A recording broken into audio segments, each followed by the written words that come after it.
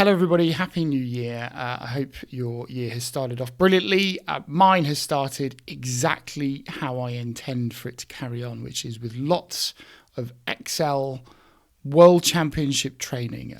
My only goal, which I posted on LinkedIn about the other day, is to get to the finals as a competitor for Vegas 2025. I loved being there a month or so ago. I want to be there by merit as a competitor next year. Have no idea whether I can do it or not.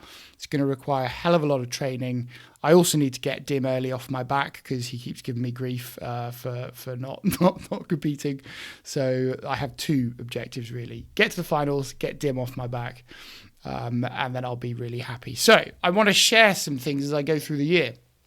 I'm actually going to compete in both competitions, but I'm only going to do videos for some of the videos for the cases that I practice on for the Excel World Championship, just because of time restraints, really.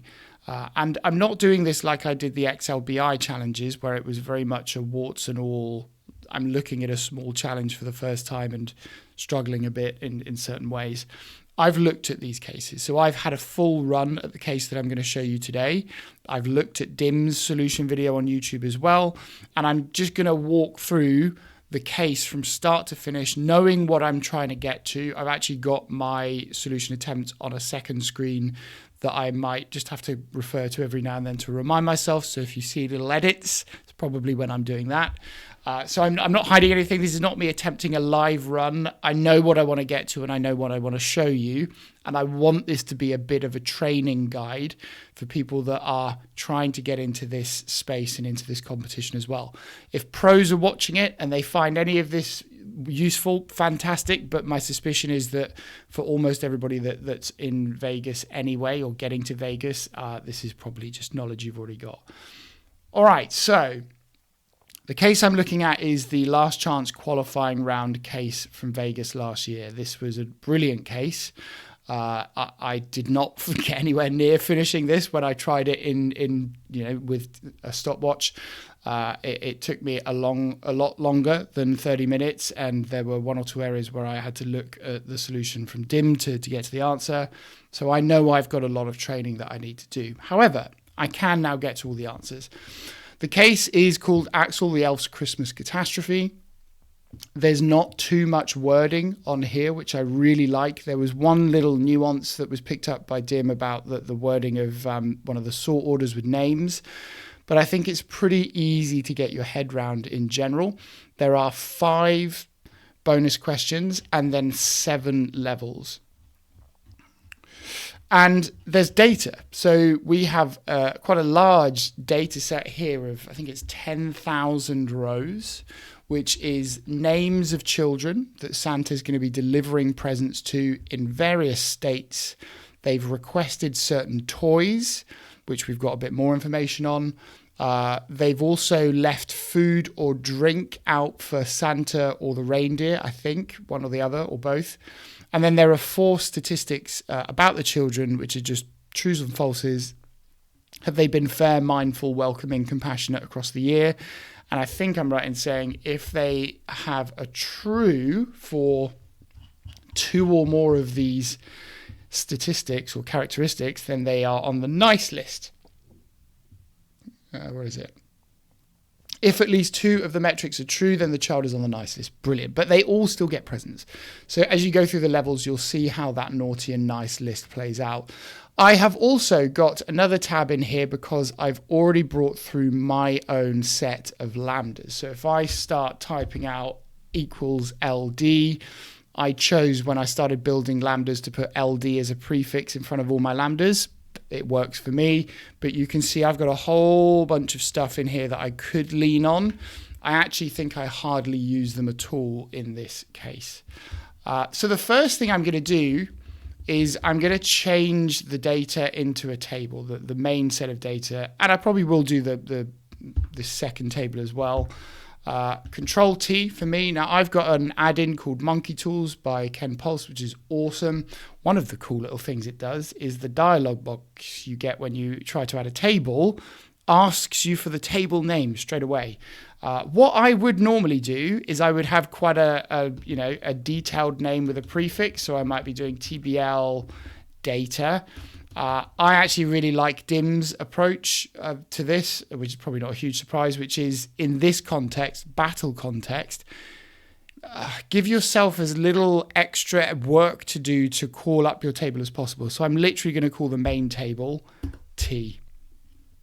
If I go over to the other data set I've got here about space capacity, so for every toy, we've got the kind of number of slots it takes up in Santa's sack, which can have a maximum of 10 slots filled. So some figures take up more slots than others. I'm also going to name this, and I might just call this space SPC. Bit longer, but there you go. So I've got my two tables set up. Let's just go through this. So I'll read through the info just so that we're all on the same wavelength, but I'll assume if you're trying this, you'll probably be reading this on your own anyway. So level one, okay, let's start from the very beginning. Oh no, Axel the Elf has lost some critical data analysis on the US naughty nice list. Can you help him prepare again in time for Santa's Christmas delivery? Levels 1 to 2 info. In the Santa's list tab, you can see the name of each child, which is what I just showed you, with the state they're from, the toy they've requested, and the 4 metrics Santa uses to determine whether the child has been naughty or nice. If at least 2 of the metrics are true, the child is on the nice list. Levels 3 to 4. The elves know that regardless of the naughty nice analysis, Santa always ends up giving toys to all of the children. So for all questions asking about toys, requests, deliveries, make sure to include all the children. Levels 5 to 6. Santa's sack actually cannot hold unlimited toys, but he can take unlimited trips with his sack, which has a capacity of 10 spaces. You can see how much space each toy type takes in the tab Space Capacity, which is the second tab. Santa delivers toys to children one state at a time. In each state, he gives toys an alphabetical order of children's names. Level 7 info. Through Santa's magic, each trip he makes from the North Pole to all houses takes 5 seconds there and back. However, he and his reindeer also always eat and drink the snacks that are left by the children, which can delay him a little longer. This is in the Santa's list tab. So we've got the list of the kind of food and the drink left. And then for the time details for the food and drink, it's actually down here by level 7. So we don't need to worry about any of that until later on. All right, so we're going to start with the bonus questions. Unusually, all 5 bonus questions can be answered without having to complete any of the main levels from 1 to 7. So we're going to do all the bonus questions first, and I'll just try and talk through this in as much detail as I can. As I say, it may not be the smoothest run through because I want to make sure I actually show you what I did in my solution and some things Dim did, but we will get there. All right, so where do we start? Well, I've got the letters separated out here, and I'm going to use search. So we'll take this step by step. We want to find that letter, search for that letter within a field of data within the table. So the really nice benefit of an Excel table is that you can just start calling up the name of the table, which in this instance is just T. And if you're comfortable with the tab key and using square brackets, you can then do a lot from here. So that's called up the table name, which is just T. Open up the left square bracket. And now I've got a list of all the fields in here. So I can just navigate between these, or I can start typing the letters that match the field names. I want the name field, and I'm going to close that square bracket. And if I did nothing else, right, that is, let me just make sure that's not broken. No, it hasn't broken anything further down. So this is giving me a list now for every name of that 10,000 row table. It's searching for X and either returning an error because it can't find it, or it's returning the position within the text string of the letter. So that's fine. I think I could immediately turn this into more of a kind of logical equation. So I actually want to know, where does the search result equal 1? Now I'm going to immediately add an if error around that, because where I've got lots of searches not finding the value at all it's stumping me a bit. So now at least we're getting to a position where it's doing the search across every name. If there's no match at all, it's returning a 0. And then some instances, you will see that it's returning a true. And that means that the search result for the letter X is 1. It's finding it in position 1. That's what we want. So what do we want to do from there? Well, I don't want these trues and falses, so I am going to use N. This is one way that we can convert these trues and falses into 1s and 0s. And from there, I should be able to just sum this. So we're doing lots of wrapping, and what you'll see me getting onto later on in the year is using OA robot to make my life easier here. Okay, that is saying that there are 32 instances where X is found in the first position of the text string in the name field in our table. And I should just be able to copy this across.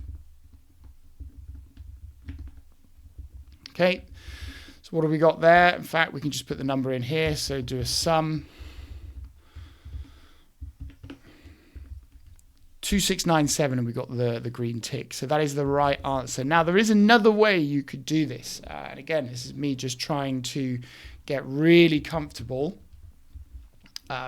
making my formulas as efficient as possible. Let's just take what I've done there. At the moment, I'm searching for that one letter. I am getting more and more comfortable with the curly brackets, which allows you to input an array into part of your syntax.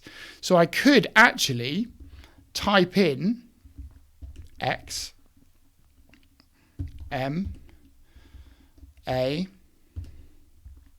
S in quotation marks, close the curly brackets, hit enter, and it's going to give me the answer. So it's looking for any of those 4 letters, doing that search and then returning a true. If it's in position 1, then we're converting the trues and falses to 1s and 0s and summing the answer. So there's a couple of ways you could get to that. That was where my head went. All right, question 2, bonus question 2. How many children are fair, mindful, welcoming, and compassionate? So this is where I think you start to get into the data set and thinking about adding some fields to the data. The title here is merged. I'm going to get rid of that merging straight away. Dim had a really interesting approach to this, which I just never would have thought of. Here's where my head went. You could do something like have a field that says count stats, whatever you want to call it. And the formatting caught me out here, because you should be able to do this. You should be able to add these up. And I struggled with this for about a minute, looking at this, thinking, why is this not giving me the answer that I think? In some ways, depending on how you do it, if you do kind of trues and falses as part of calculations, it will actually treat the trues as 1s and the falses as 0s by default. And it is doing that, but the formatting is off. So if I do Control 1, you can see it's got some funky formatting. I'm going to change that. And you can see now I've got a count of the trues and the falses. So I should be able to just do a simple countifs. I will just skip over to it. Countifs, this field is equal to 4. And that gets us to 577. Now, I'm going to remind myself what Dim did here. Let me see if I can just do it without looking back at the answers. So I think Dim did a by row of the 4 fields here. And the function he used was AND. So it's only going to return a true if the 4 answers are true. And then I have a feeling he had to put an N around this. And then he did a sum as well. So let me just see if I can get that to work first time. Yeah. So that's not something that would have crossed my mind to do. And again, it's something that I'm working on. So by row, one of the new dynamic array functions is going to look at that list. I'm just highlighting the 4 fields. Just by entering AND, as the function for the argument. It's only going to return a true if all 4 of those fields show a true. The trues we're then converting to ones with the n function, and then we're summing all of the ones. Really nice, quick way to get to the answer, and he wouldn't even have had to have added this extra field. Okay, which surname appears most frequently? Surnames are the second part of the full name after the first space.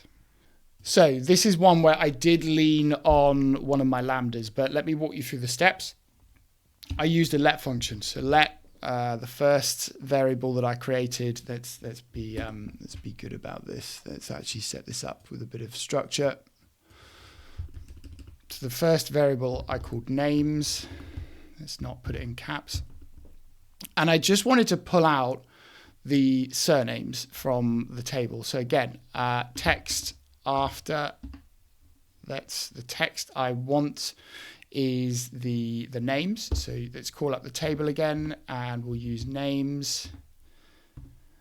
The delimiter is just the space. There are no names with multiple spaces, which makes our lives a bit easier. And if I just stop there, let me just stop there and show you what that returns. So let's pull names out. It's just giving me the list of all the surnames. That's a really nice first step because we're using let. I've now got that kind of saved within the let function, and I can call upon that. So the second thing I'm going to use, I'm going to call name count. And this is where I leaned on a lambda. And the lambda is actually referencing dice, but essentially what it does is it orders a list in terms of the number of times that item turns up in a list. So we're going to call this LD dice most of. And I might, do you know what? I might even just stop there. I might just show you this. So let's do most of the names variable, and then we will return nm count. Let me show you what that looks like. So there you go. So that is giving me a sorted in descending order list of the surnames by the number of times they appear. So I can actually see the answer at the top there. I could just type in Curtis as being the most frequent. But what I'm, again, trying to get used to a little bit more, well, a couple of things I'm trying to do a lot of is just follow best practice with let. Might be unnecessary in kind of battle settings. But let's say I wanted to do this, I would say output. And I've always struggled with this. So there's a number of ways you can kind of call out just the first name from the first field or the first column from that array output, which has 2 columns. The thing I'm using more and more is index. So index, what's the array we're looking at? It's this, and I just want row number 1, column number 1. I don't know whether that's the best or the quickest way to do it, but I really like it. At the moment, it seems pretty simple. And that should just get me to the answer. So I will actually just copy that formula in. And there we go, Curtis. Okay, based on the available data, which state has repealed a nationwide ban on one of the toys? Hint, the toy has only been requested in a single state. So this was the first step for me where I felt like I had to model something. And again, a trading tip for myself as much as anyone else was I didn't want to do too much to this without having a copy saved. So I probably should have done it before I added anything, but I wanted to have a version of that data that almost remained untouched.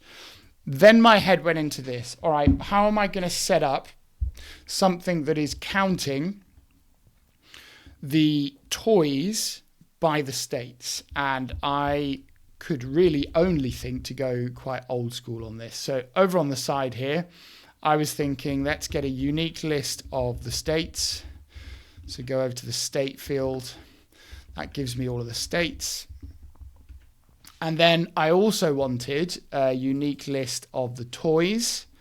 And I know I'm going to want to transpose this. So transpose unique toys. Close that up twice. There we go. And then, in theory, it should just be a countifs. So countifs, criteria range 1 is the state. Matches the state we've got on the row. Criteria 2 is the toy. And the toy we're matching is here. I'll just do exactly what I did. So I didn't even think to do this producing an array output, and I know you can. I looked at this quite manually and just kind of copied and pasted it along. Let's set that up. All right, what does that give me? It gives me a list of all of the toys by state, and I just eyeballed this. If you look all the way across to the right-hand side, dartboards are only counted in one state in New York. So which state has repealed a nationwide ban? I think that's New York, and I just typed it in. And then the last bonus question. So assume that A equals 1, B equals 2, C equals 3. The name Ada equals 1 plus 4 plus 1. So what's the score of the highest scoring child's first name? Here's exactly what I did. I went below the table, and I was trying to think of how do you set up a scoring system here. So I know that I'm going to need two things. I know I'm going to need, let's do text before. So we want all of the names. The delimiter is the space. That's the list of the first names. Let me just remind myself of the question. So we don't need any duplicates here. I don't think it actually matters. It would probably still give me the same answer even if I didn't do this. But just to put my own mind at rest, I'm going to make that a unique list. So I want to take each of the letters from here, and I want to apply that score with A being 1. So you've got A, B, C, 1, 2, 3. I will probably create a little lambda that just gives me all of the letters of the alphabet. I don't think I have that at the moment. What I was trying to think of then was how do I avoid just sitting here going A, B, C, D.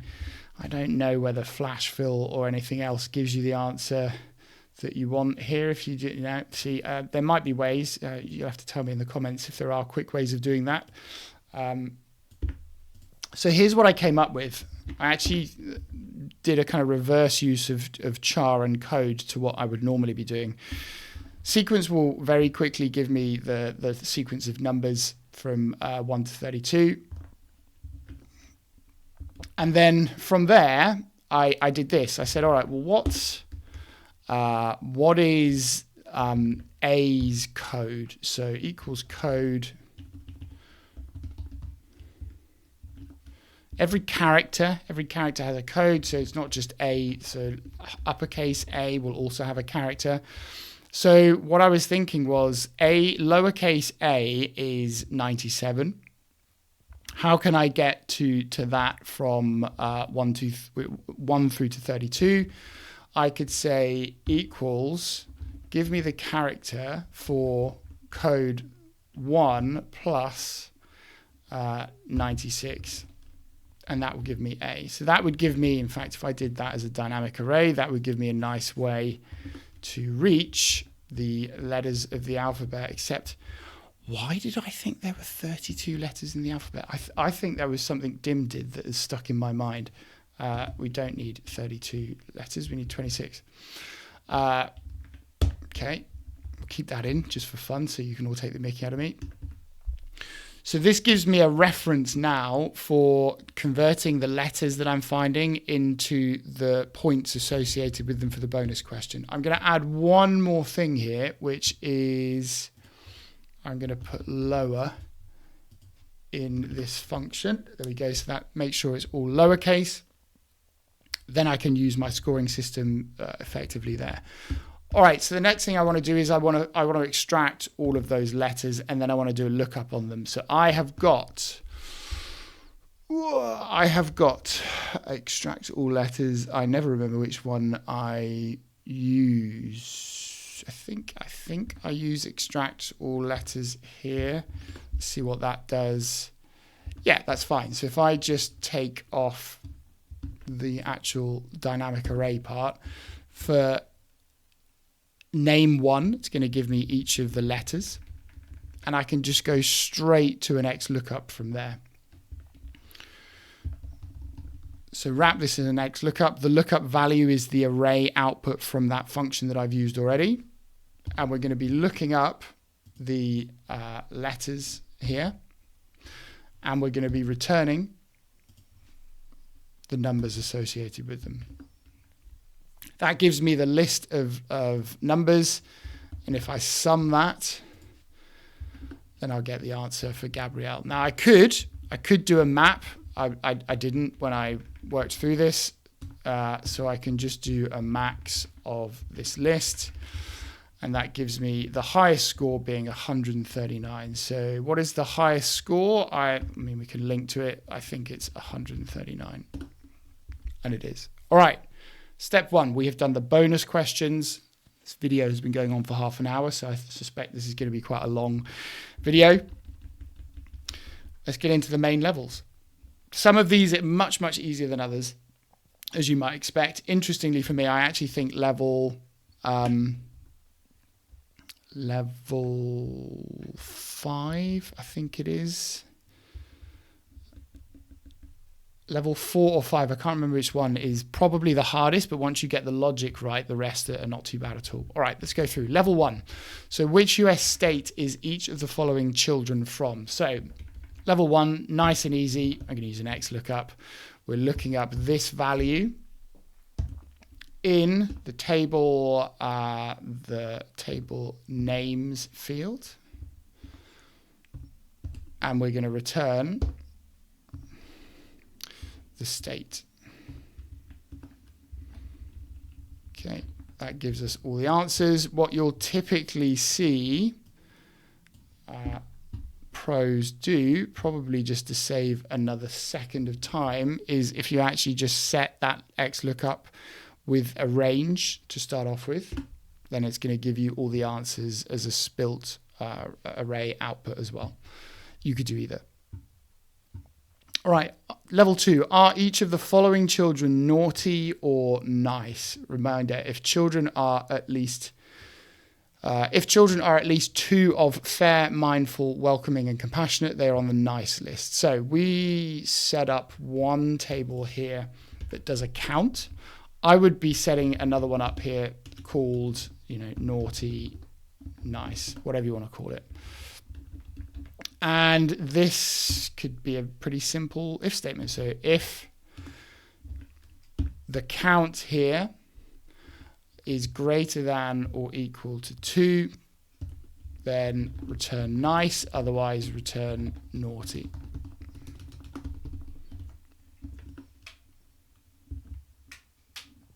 There we go. So we should now be able to do another lookup.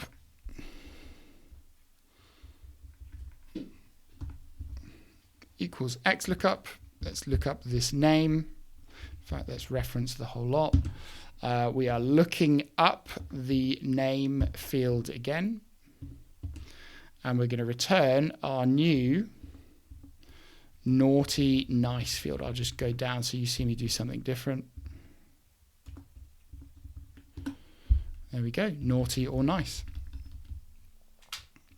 Level 3, what is the most requested toy from each of the following US states? So to do this, we are going to lean on something that I built for one of the bonus questions. So I've already done some really nice work over on the right-hand side here to give me the count of the toys by state. And then I'm going to add a field that we'll just call max. It doesn't really matter. I'm not going to refer to the title. And I actually want to do a lookup on here. And this is one of the tips or tricks that I've picked up from watching some of the pros. You can do this quite nicely with an XLOOKUP. So the value we're going to look up, if you look at all the numbers that you've got in there, there's nothing really above maybe 15, 20. If you just pick a high number, 10,000, we're going to look for the value 10,000. Because what I want is to find the one with the highest number from this table. We're going to look that up across this row. And we're going to return the toy. But then crucially, in the match mode, we're going to say exact match or next smaller item. It's never going to find 10,000 from the list. So it's always then going to look for the next smallest, which will be the highest number in the list. So if I copy that down, that gives me the highest requested toy for each state in quite a nice way, not having to go through any kind of multiple steps of max and X matches and various things. And from there, I should be able to do another lookup. So I'm using XLOOKUP a lot. Let's look up for the state of Hawaii. In fact, let's do them all. What are we looking up? Well, this time we're going to be looking up the states that we've got here. And we'll be returning the toy. Now, there's a bit of a risk I've got going on here. If we were in the real world and we thought this data might change, me mixing and matching dynamic arrays with non-dynamic array elements of that syntax is not very good practice, because if the data set changes in size and structure, I've got an issue there with some of my ranges. For this, it's going to do the job fine. We're not worrying about future-proofing these answers for the real world. So all the green ticks on there, I'm pretty happy with that. All right, question 4. What is the most requested toy of naughty, nice children from each of the following states? It was question 5 that was hard, because this one's not too bad. So again, the question that starts to pop up as I got to this level was, do I need to start thinking about anything more complex? Do I need to build a model and start to look at the sort of data table approach to solving these levels, which we'll come on to later? The answer I came to very quickly for this was no. And I lent on an approach that I've used in conversation with David Brown, the awesome MVP professor of modeling at the University of Arizona. When we were co-commentating on a case, he had a solution to something where he simplified everything by actually just duplicating tables for 2 options, completely different context. But my head went to that for this. So what I thought you could do was actually, rather than worry about really complex nested formula to figure out whether you've got naughty or nice, just use the space. Oh, did I just cut that? Let me try that again. I don't want to cut it. I want to keep the integrity of this table as it is. But I want 2 replicas of this table. And I'm going to have to do some fiddling around with this. But we're going to have one that's for... it doesn't really matter. Nice. Let's put some color on that. And then I want to copy all of this. And I want to do the whole thing again. And this will be naughty. And then I need to tweak the formula.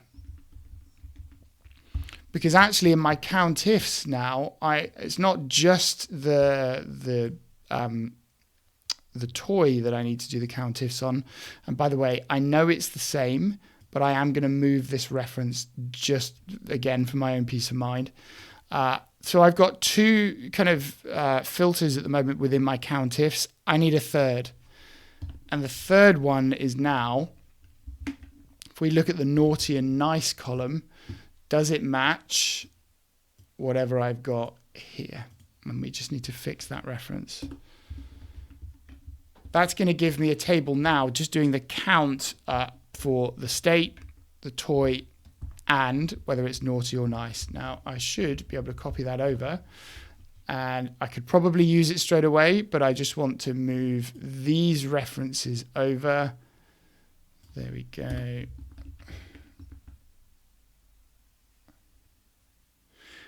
running slowly. Interesting.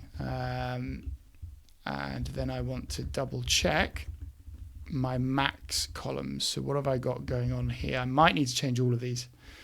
So,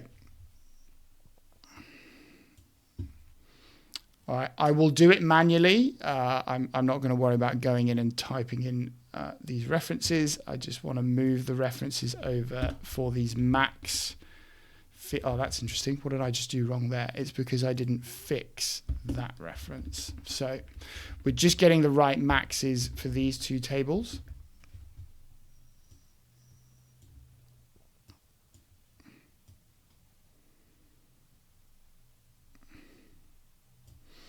One.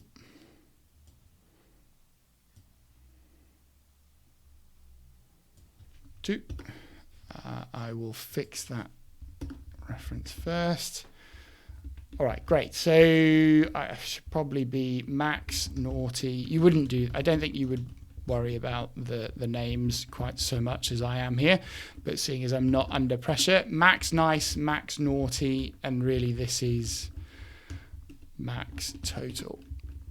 So with that information, I think I can get to the answer. So what is the most requested toy of naughty, nice children from each of the following states? I'm going to keep this really simple. You could use a switch. I'm just thinking off the top of my head, but let's just say if this cell equals nice, then X lookup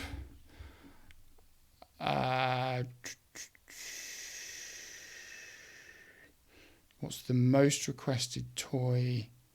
Oh, do you know what? I might even make my life even easier.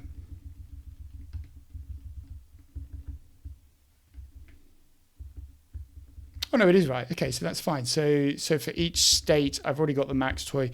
Sorry, I was overthinking that. So let's do that again. If this equals nice, then what X lookup, that's not what I tried to make it do at all. What on earth happened there? X lookup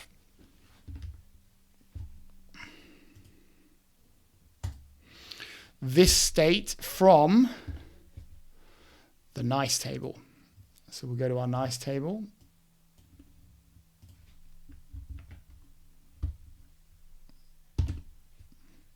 Oh, it's really, what have I done that is suddenly not liking me in this formula? This does happen sometimes. So we go to the nice table, get the list of our, that's so sneaky. I don't know why it's doing that.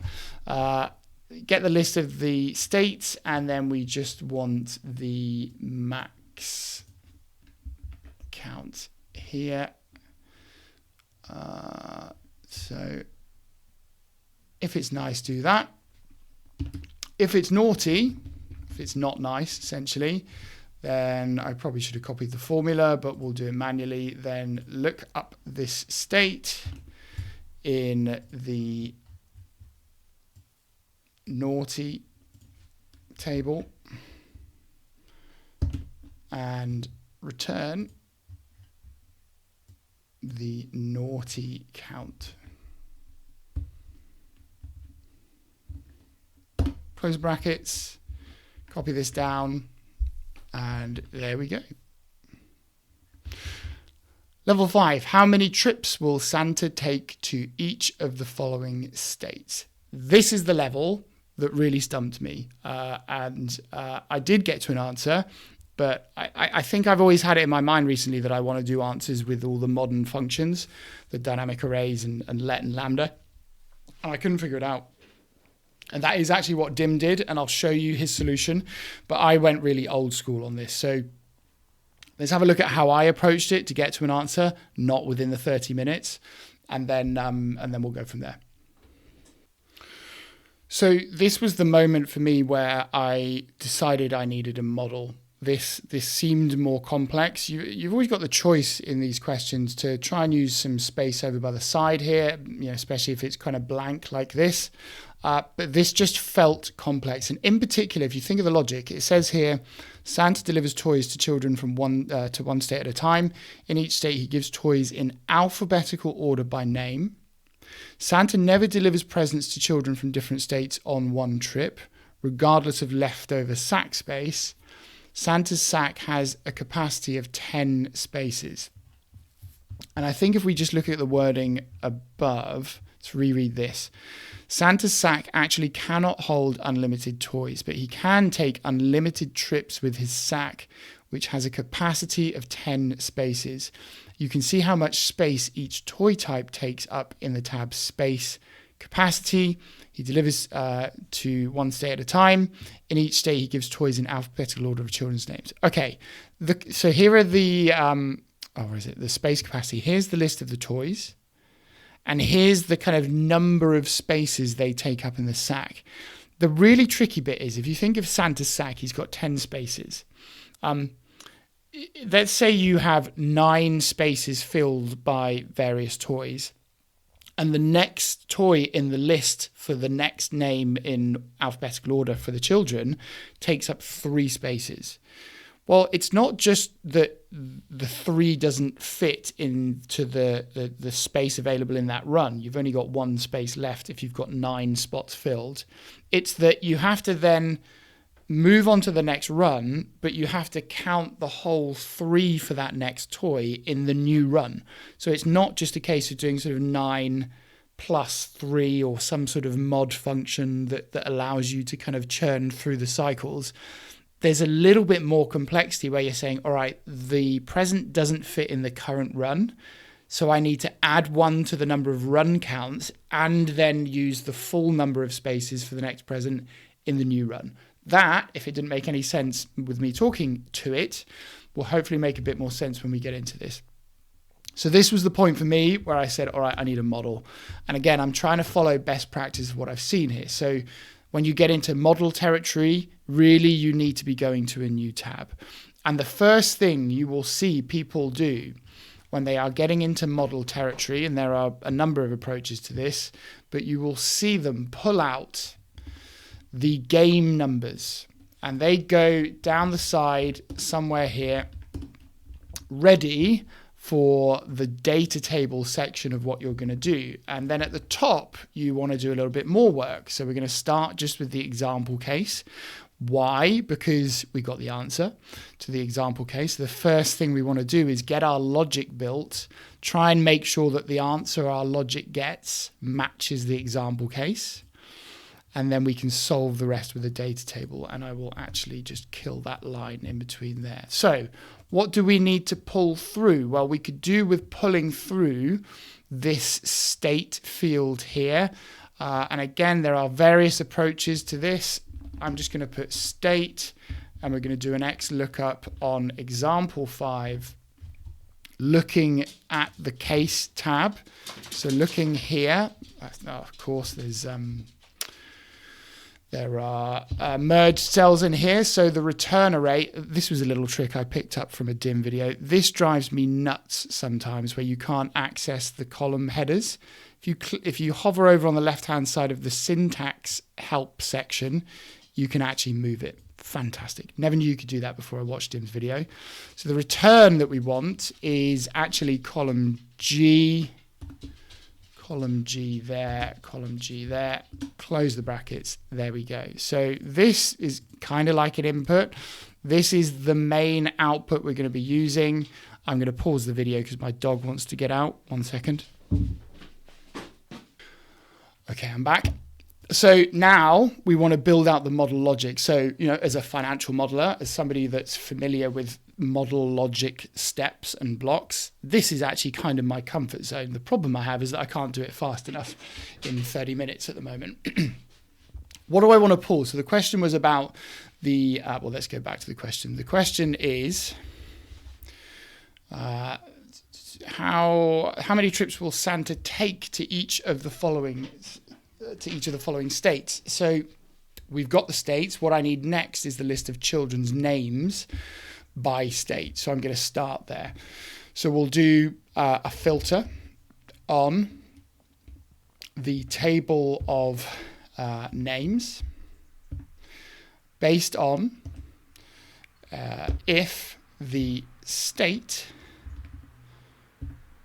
equals the state that we've got for the live example case or the live case that we're running, which is at the moment example 5. If I just stop that there, what that's giving me is a list of all of the names for the children relevant to that state. Fantastic. Now, I would also like to pull through not just the toy, but actually the space taken up by the toy for each of these names in that list. I can take a bit of a shortcut here by adding another field to my data. So we're going to call this space for the toy, and we're going to do a lookup now across one table to the other. So we're going to say XLOOKUP. What are we looking up? We're looking up the toy. And I'm looking this up in my other table. I could have done the IntelliSense and used the keyboard, but it's pretty quick to navigate between, to be honest.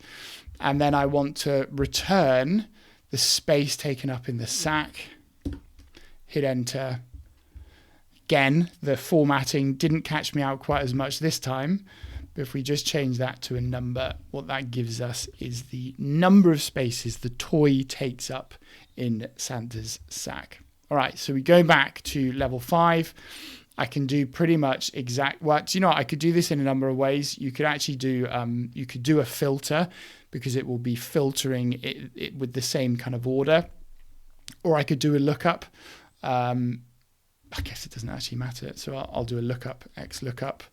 Look at the name, and I want to return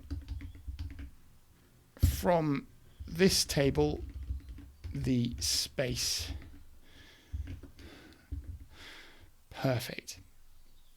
This, I think, is all the data I need to use to get to the answer. But getting to the answer requires a little bit of work on our part. So this is just the raw data in the order that it's found in the table, but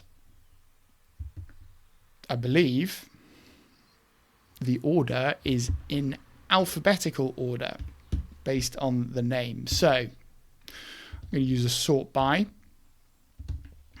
We're going to sort this table of data. In fact, I will put I'm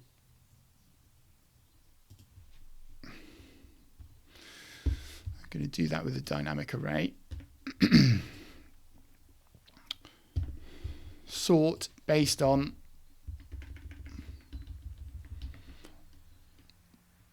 the list of names. Probably could have used a sort as well, to be honest, thinking about it. But that now gives me the list. It's kind of the order now that Santa is going to fill the sack in alphabetical order. Then it gets to the trickier part. So I went kind of, I don't know what I would call this, old school, traditional. I want a count of trips, and it's not really toys. It's kind of like spaces taken, I guess. I'm going to give myself a spare row here, and I'm going to put this in grey. This is really just a bit of best practice because I'm going to be referencing these cells even though they're going to be empty. Then we get into the tricky logic. So for the number of trips, I think I'm going to be referencing the number of cumulative spaces taken from the step before. In fact, let's do this. It's going to be an if statement. So if the cumulative number of spaces from the step before plus the number of spaces in the current run is greater than or equal to 10, then I want to take the number of trips from the step before plus 1. If it's not greater than or equal to 10, just take the number of trips from before. Okay, we'll copy that down. Now I've probably, could I turn that into a dynamic array successfully? Because I don't know if this is going to work. No. Okay, so I remember I had this problem. I had to go manually for this, and you do have to be a little bit careful because the number of names can change. I'm sure there are better ways of doing this. I think I just dropped this down to like 350 rows. It's not ideal. And then I want logic for the toys as well. So again, I think this is the last bit that's reasonably tricky just to get your head round. I think what I'm saying here is if the number of spaces taken up by the previous round plus the number in the current trip literally equals 10 exactly, then I want this to reset. I want this to be a 0.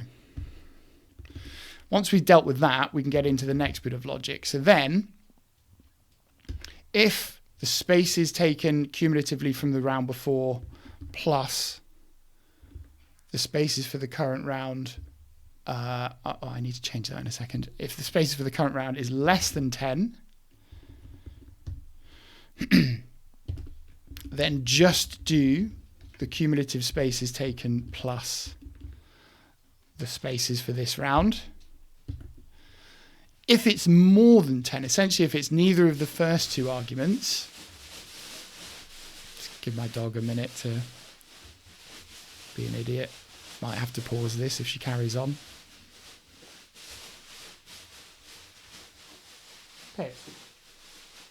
Thank you. If it's neither of those first two arguments, so if it's greater than 10, remember what I said at the beginning about the tricky bit with the logic. If you have to start a new run, you need to bring through the full count of spaces taken for the current item in the new run. So actually, if this is greater than 10, I just want to pull through the total spaces taken by the toy for the current run. Close the brackets, and I just need to fix the issue, because what I did accidentally was I did spaces taken from before, and then I added the trips. It shouldn't be the trips, it should be the spaces taken for the current run. Is this gonna work? No. Let me just figure, this is definitely a bracket issue that I've done somewhere. Oh, it literally just needs another bracket. There you go. All right, so let me copy this down. And where does this get us? So let me just pull through the answer. We'll just eyeball it. So the answer that I'm trying to get to is 59. 59 runs. How many trips will Santa take to each of the following states? So that's saying 59 trips for Texas for this example.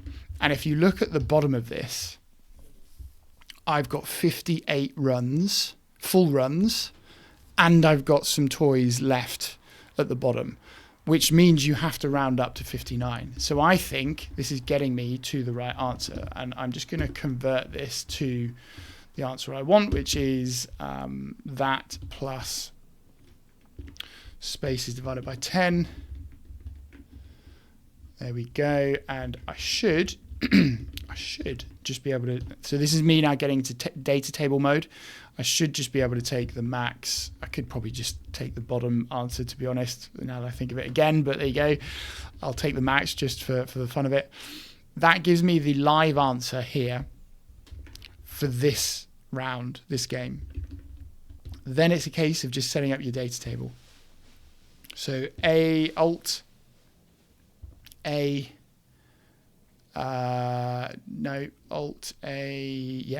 W T. You can see how much I need to get that into muscle memory. The column input setting is going to be this. That is the live cell that all of this logic is leaning on. And when I hit that, it's going to give me that answer. And I've just remembered that I didn't round up. So I need to round up this to 0 decimal places. Okay, and then I should be able to just plug those answers in. Yeah, that's fine. And we get green ticks.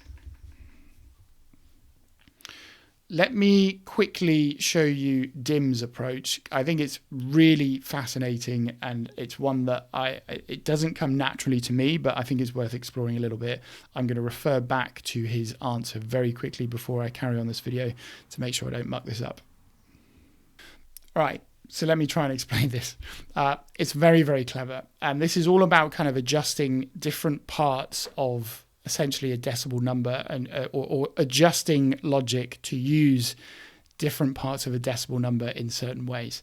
I actually came up with a slightly different version to Dim's approach, which just made more sense in my head, but it's in no way better. It's just kind of a different version of the same thing.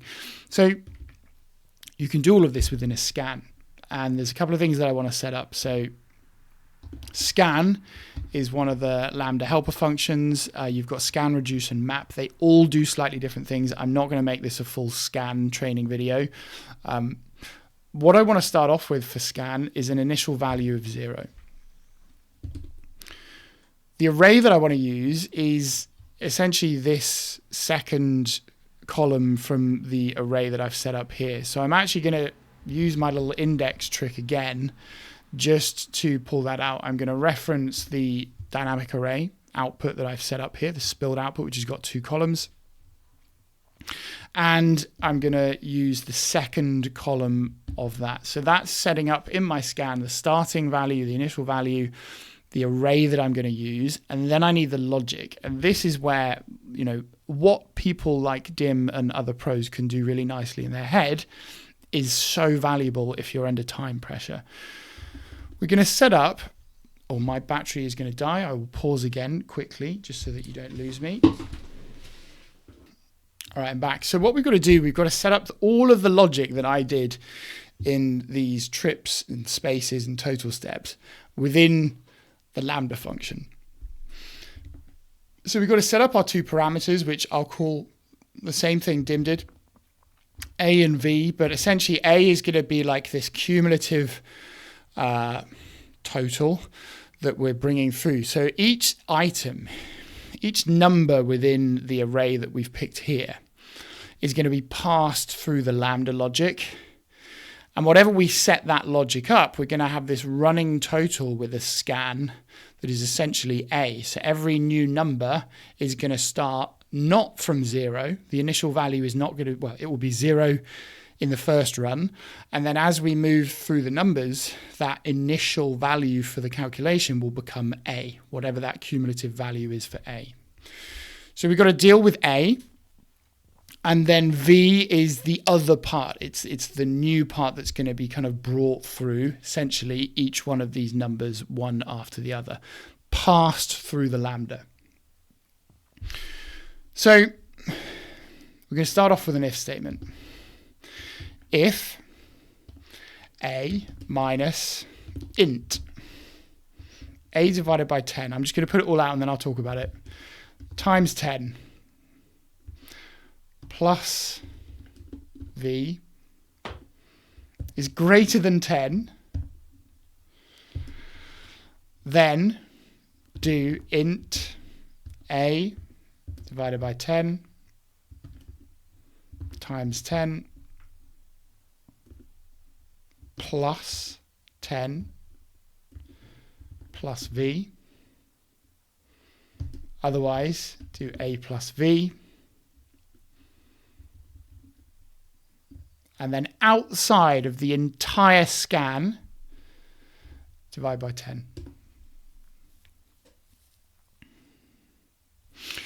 And I'm just going to pause there because I want you to see that these numbers exactly match what I've created here.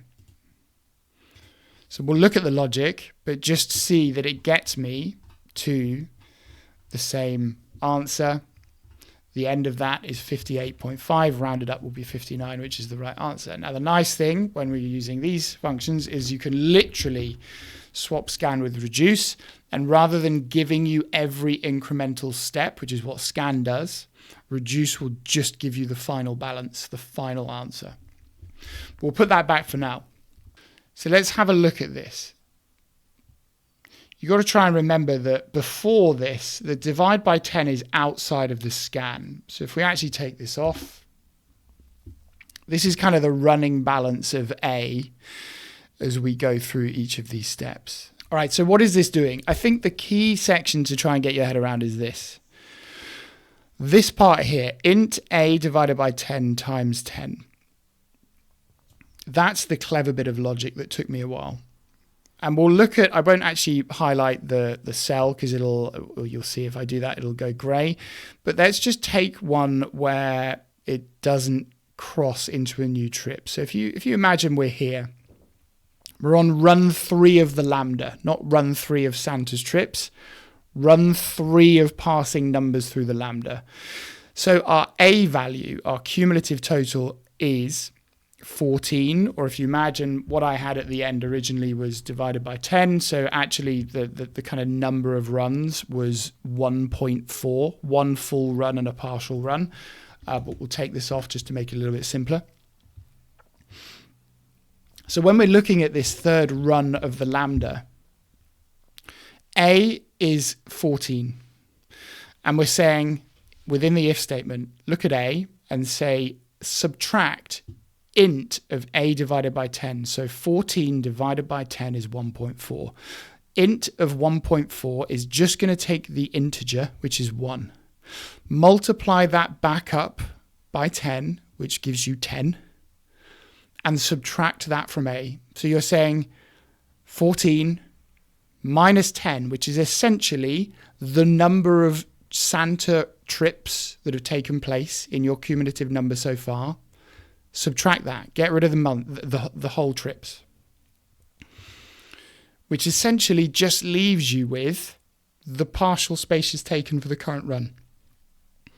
Add on the spaces taken, for not the current run, for so far, the spaces taken to date from the first 2 runs of the lambda. Then add on the space taken for the current run of the lambda, which is 1. And if that number is greater than 10, do something here. If it's not greater than 10, do something else. The do something else is simpler. So if it's not greater than 10, essentially if we have enough space, if it doesn't cross that threshold of 10 spaces that we can fill, then just do the prior balance, the 14, plus whatever the number is for the spaces taken in the current run, which is 1, which takes you to 15. If the result of that argument is greater than 10, so if we don't have enough space, then we're going to just say int of A divided by 10 times 10 plus V. What is that doing? Well, it's adding, adding 10 to the current number. So it's adding an entire trip. And then it's also adding all of the spaces taken by the current run on top of that, which will eventually become the decimal place. I might be able to make that even clearer on an even more extreme example. So a bit further down here, you've got to jump from 33 to 48, or if I were to put the decimal back on, you've got to jump from 3.3, so 3 whole runs at that stage and 3 spaces taken out of the 10. And then what happens next is we go from 3.3 to 4.8. Why? Because the space taken by the next present is 8 spaces. We do not have enough spaces in the current run. There's only 7. So you have to start a new run. And then in that new run, 8 spaces are taken up. So this is a great example of how this logic works. Let's break that down. We're starting, let me take the divided by 10 off. We are starting at 33. And what we're saying here in the if statement is 33 minus the integer of that number, which is the 30. So 33 minus 30 leaves us with just the 3, the spaces taken in the current run, plus, not the current run, the spaces taken to date. I keep mixing up those words. Plus the spaces for the current run of the lambda. 3 plus 8 is greater than 10, which means we have to then follow this logic, which is adding 10 to the overall number. So an entire new trip, which takes us from the 3 to the 4. And then it's adding all of the spaces taken by the current present in this run of the lambda. That's how you get from 33 to 48. And then we would have the divide by 10 on, which gives us the same answer that we were looking at before. Dim uses 100 instead of 10 for most of these. Again, it's doing a similar thing. He's just separating out the integer and the decimal in a slightly different way. That for me is the hardest part of the entire of the entire case. The benefit you will see a little bit later on of this, when you've got this reduce, is that is a really nice compact thing you could use somewhere else. I can't remember which way I did it. I think I actually just continued with my own logic. But trust me, once you get that logic right once, you can reuse it in other places usually. All right, let's go back. So level 5 we've done, and this is where it gets quite nice. So we level 6, what is the first letter of the name of the first person being delivered to with the nth delivery in each of the following states? So we've got the nth delivery in each state. We've got the state. This is basically just a slight evolution of what we've got here. So I'm going to copy that entire tab. I'm going to call this level 6. I need to do a few tweaks here. So, and this is where I'm trying to think, like, is there a way I can go into these cases with something nice set up for me so I don't have to do this every time? But really what I'm going to be doing is I'm going to be answering these questions here. I can't remember what they're called. Rounds. Is it rounds? Games. Level 6. This will be example 6. This will be example 6. And I actually want a little bit more information from here. Now, I think if I'm clever, I can just tweak this. So Alabama, there we go. So I think cases, let's just check the columns. I want this to be columns B and G. B is correct. G and H. Oh, I keep looking at the wrong tab. So G, H, perfect. So not only have I got to do all of the same work that I did before, I also need to then find the nth person. And I'm going to do something that I thought was quite sneaky on here, actually. This logic's going to be different. So this is the kind of eventual calculation logic that gets me the answer. This time, I don't need the kind of finishing run of trips. What I'm looking for, if you look here, we're in Alabama, so all of the names of the children are going to be pulled out already. Let me remind myself of the question. First letter of the surname of the first person being delivered to with the nth delivery. So I need to do a lookup. So if you look at this, Alabama is looking for the first person in the second delivery. I'm going to have to make a bit of an adjustment because the number it's giving me here, this is actually like the first delivery here, everything from 0 to 1. This is the second delivery, so I'm going to have to make an adjustment by 1. But I think this is just a lookup, and I could even make my life a bit easier. First letter of the surname. So let's do equals text after. Take these. It helps if I put something as the delimiter. So we'll take the names that we have in order. Oh, of course, yeah. So index, again, I'm not sure this is the nicest way to do this. Just give me column 1. All right, those are the surnames. So what am I going to do? I'm going to make a little adjustment. I'll show you why. So what I think I'm going to do is I'm going to say, I might get this wrong first time, X lookup. I'm looking up this value 2. Where am I looking that up? I'm going to look that up in that running count of the totals that I've got. And I'm going to return a number from here. Now, this would have actually been better being done on the dynamic array. Do you know what? I will, seeing as I had it there, I will do that because I actually think this shows one of the benefits of using the dynamic array. Did I delete it? Oh, I did. Let me just put it back. All right. So let's use the dim approach. Scan. The nice thing here now is that this list is genuinely just stopping at the end of the list that I want it to have. So apologies for that. That's a bit messy, but let's go back to equals text after Let's look at the names, the delimiters. Let's make that a dynamic array. How long have I been going? Hour and a half. Wow. You've got to be pretty dedicated to still be watching this. Just give me the first column. There's the surnames. There's that cumulative run of the trips and the spaces taken. So I think I can do a lookup equals x lookup. Let's look up 2. I'm actually going to just preempt this, -1. So I'm looking up the number 1 in that list, and I want it to return the name. In fact, I want it to do more than that. I'll adjust this in a minute. But let's see what happens. I've got a lot of hash NAs coming through here. I will make one more adjustment because I actually want left. Now, I would have always put 1. I think I remember Dim putting nothing and it working. Yeah, I never knew that, but I will put 1 just for my own peace of mind. Okay, so we've got some issues.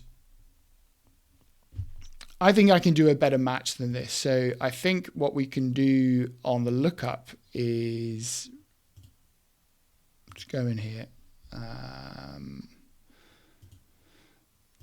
That's what I wanted. So what do I want to look for? I want to look for the exact match or next largest, I believe, which is a 1. But I think if I do this, it's not going to give me the right answers. In fact, can I test it? Yeah, I can already see. So it's returning a P, and the example is showing a G. Why is it doing that? Let's have a look at the list of names. At what point does this cross into 1? It crosses here. And this is the problem. Parish, which is the letter it's picking up here, is still part of the first run. So because it's doing look for 2 minus 1, which is looking for exactly 1, it's actually returning the last name from the prior run for some of these. And there's a really nice workaround, which is you can just put plus a really small number. Plus 0.0001. Now that gets me to G. So now what that's doing, because it's looking for a slightly larger number than 1, it's going to find the next name and letter down, which is the G. So I think if I copy this in, it will give me all the right answers. And then we're on to the final level, which I remember not being too bad at all.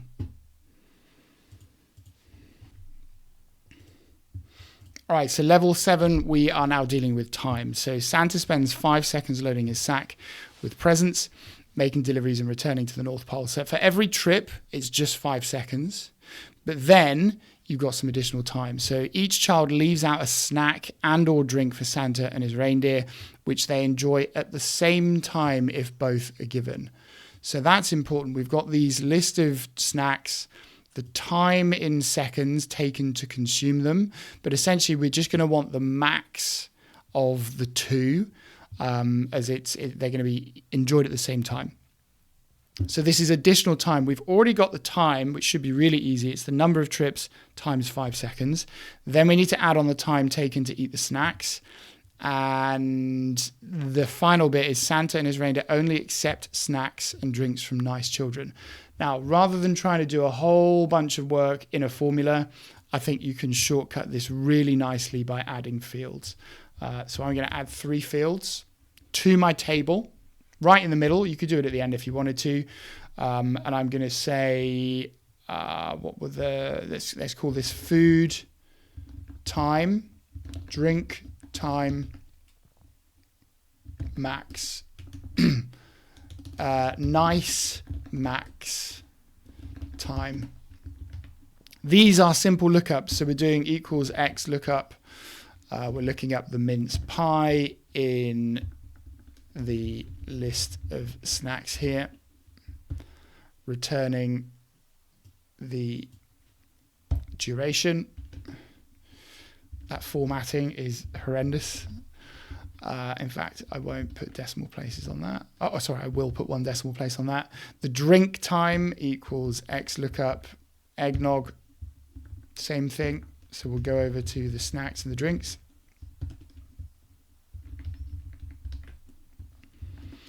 There we go. And then it's not just the max of this. It's only a number if it's a nice child. So we'll say equals if this equals nice max of those two numbers, otherwise 0. And now we can use that column, and it actually makes our life a hell of a lot easier here. So I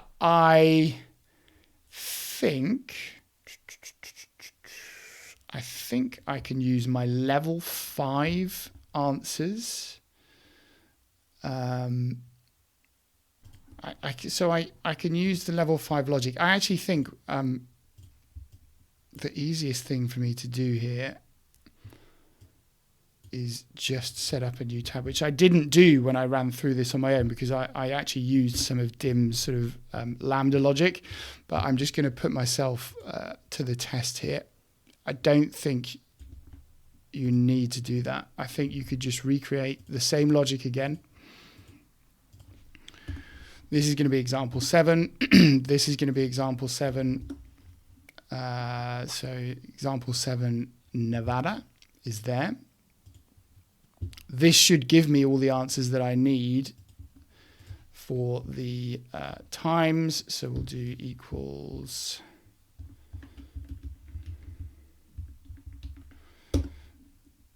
There we go. So that is trip number. Trip time will be this times 5 seconds. But then I need to add on the all of those extra seconds for the snacks. So we'll do this here, snack time. Snack time is going to be equals sum ifs. What are we going to sum? We're going to sum all of the time if the state equals this state.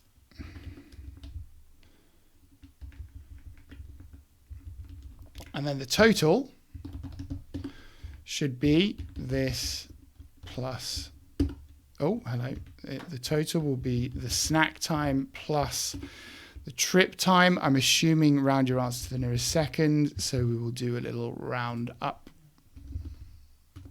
Oh, to the nearest second, round. Didn't say round up, so that's fine. Should have checked it with the example, but it's all good. And that's it. So that gets me to a perfect score. It was nice and relaxed for me because I've just taken an hour and 35 minutes to do it, which is obviously not fast enough at all. But there you go.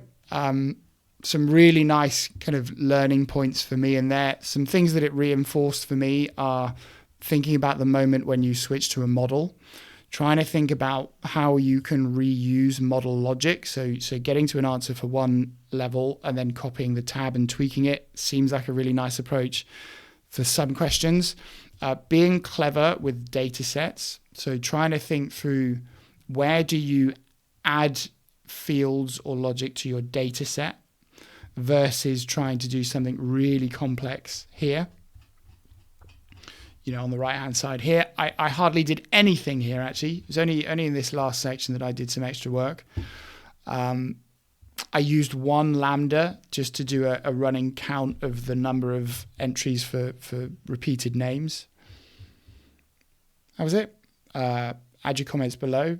Please do tell me where you think I could have done that better. And for those of you that are kind of on the path to improve, I hope this video was useful.